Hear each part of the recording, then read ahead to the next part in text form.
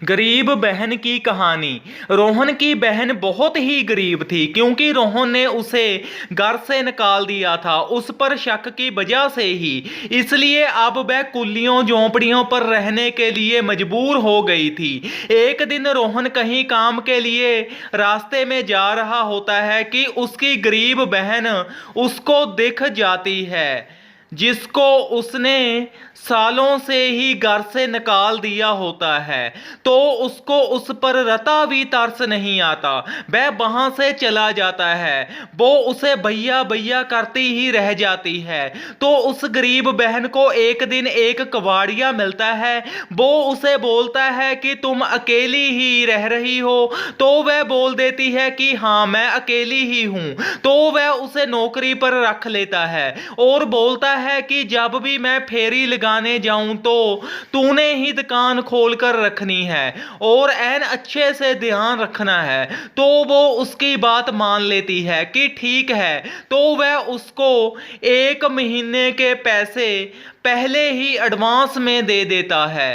तो वो और भी ज्यादा खुश हो जाती है और एक दिन कबाड़िया बहुत कबाड़ का सामान खरीद कर ले आता है और उस गरीब बहन की खब्बी आंख फरकने लग जाती है। उसे शक हो जाता है कि अब मेरी किस्मत खुलने वाली है।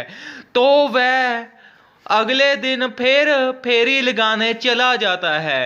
तो वो जो कल सामान खरीद कर लाया होता है उसे वह फ्लोरने लग जाती है और उसमें से उसे एक टायर मिलता है। वह रिम के समेत ही होता है। जब वह उसे खोलकर देखती है तो वह तो एकदम ही हैरान ही हो जाती है।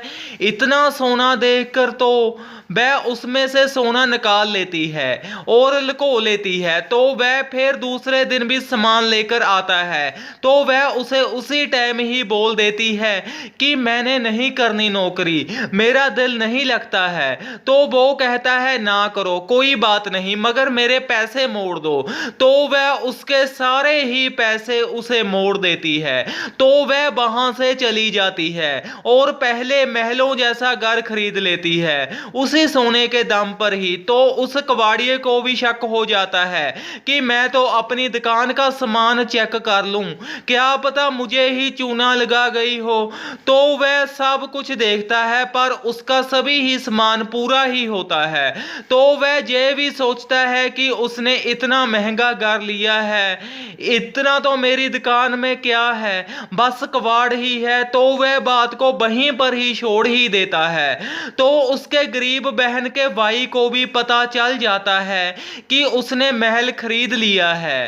तो वह पहले तो अपना बैंक अकाउंट चेक करता है, पूरा ही होता है। फिर वह सोचता है कि चेकबुक तो मेरे पास है, ऐसे कैसे निकल जाएंगे पैसे। फिर वह पता करता करता ही उस कबाड़िए के पास में ही पहुंच जाता है और उससे पूछता है कि तूने उसे कहीं देखा।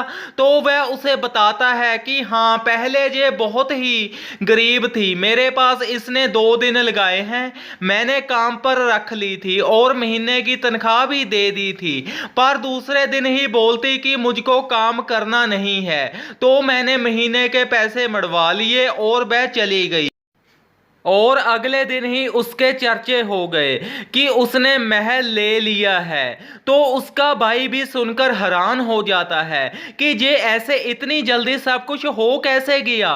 तो जिस सुनयारे को उसने सोना बेचा होता है वह किसी को आगे वही सोना बेच देता है। ऐसे ही होता होता वो सोना सरकार के पास पहुंच जाता है। तो सरकार उस सोने की पड़ताल में जुट जाती है क्योंकि वो बाहर का सोना होता है, उस पर मोहर लगी होती है, बहुत कीमती होता है। तो जांच के दौरान सामने आता है कि इस गरीब बहन ने इसे बेचा है।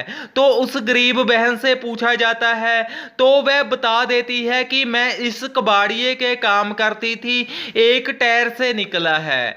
तो उससे गरीब बहन से वो महल छीन लिया जाता है और वो दोबारा फिर सड़कों पर आ जाती है। उसे कुछ दिन की ही अमीरी नसीब होती है और फिर वो गरीब की गरीब ही रह जाती है। इस कहानी से हमें ये शिक्षा मिलती है कि जिसके कर्मों में गरीबी है वो गरीब ही रहेगा।